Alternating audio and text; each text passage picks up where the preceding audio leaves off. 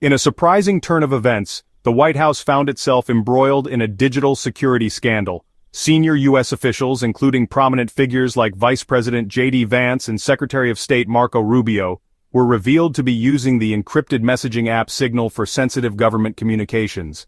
The situation took an unexpected twist when Jeffrey Goldberg, the editor-in-chief of The Atlantic, was accidentally added to the high-level group chat. This accidental inclusion exposed the existence of the group and its purpose to discuss a planned military strike against the Houthi group in Yemen. The incident raised eyebrows for several reasons. The use of a commercial, publicly available app for such sensitive discussions was deemed highly unusual. Government officials typically rely on highly secure internal communication systems specifically designed for classified information. The accidental addition of a journalist to a group discussing potential military action further amplified the situation, turning a private conversation into a very public revelation. The incident brought the security of Signal and encrypted messaging apps in general under intense scrutiny. Could such platforms, often favored for their privacy features, truly guarantee the confidentiality of high-level government discussions? The incident sparked a debate about the appropriate use of technology for sensitive communications, the potential risks involved, and the need for robust security protocols in an increasingly digital world. The White House's use of Signal, while unconventional, highlighted the growing reliance on digital communication tools across all sectors, including government. It also underscored the importance of carefully considering the security implications and potential vulnerabilities of any platform used for sensitive information exchange. Signal's sudden thrust into the spotlight prompted many to ask what exactly makes this app so secure. At the heart of Signal's appeal is its robust end-to-end encryption. This cryptographic technique ensures that only the sender and intended recipient of a message can decipher and read its contents. Even Signal itself, as the platform provider, cannot access the content of messages sent through its system. Further bolstering Signal's security credentials is its open-source nature. The app's source code is publicly available, allowing security researchers and developers worldwide to scrutinize it for vulnerabilities.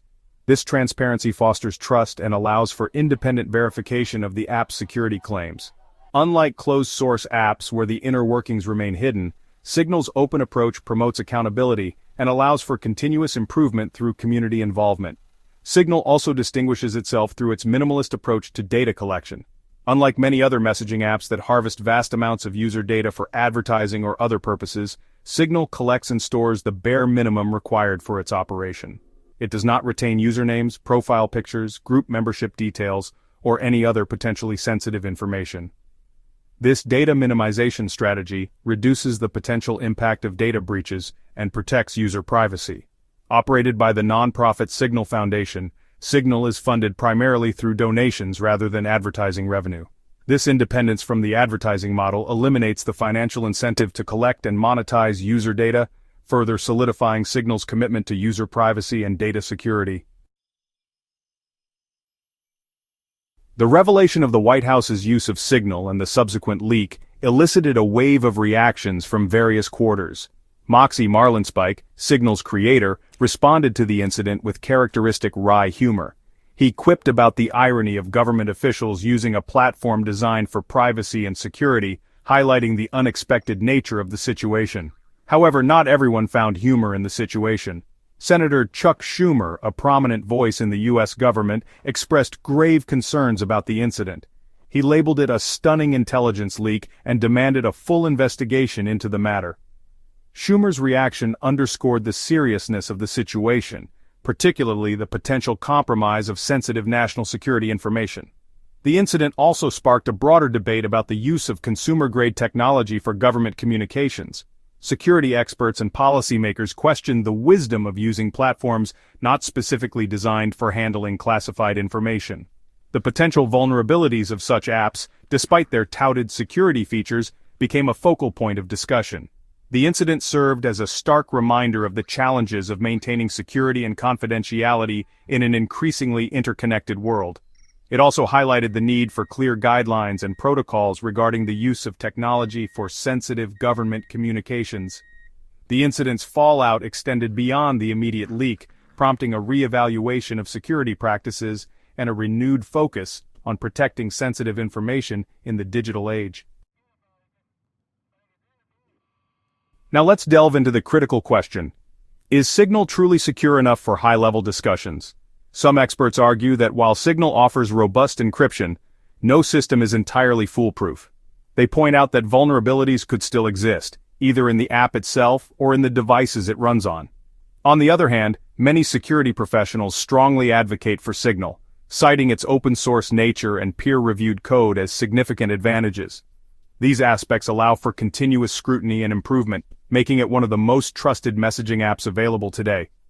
Ultimately, the decision to use Signal for high-level discussions depends on weighing these factors. It's about balancing the known strengths of the app against the ever-present risks in the digital world. And while that's a decision each organization must make based on their unique security needs and threat landscape.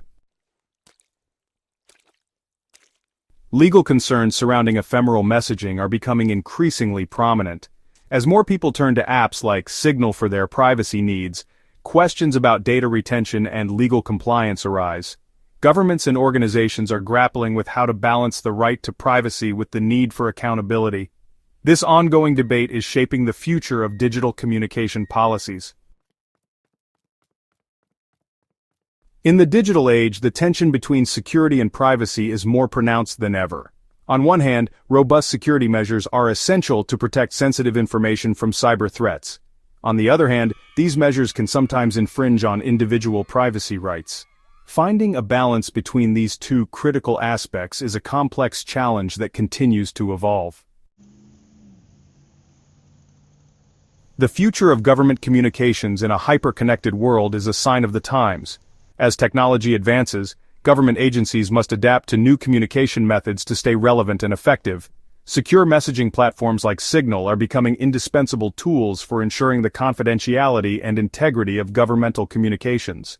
The landscape of government communication is changing rapidly, and staying ahead of the curve is crucial.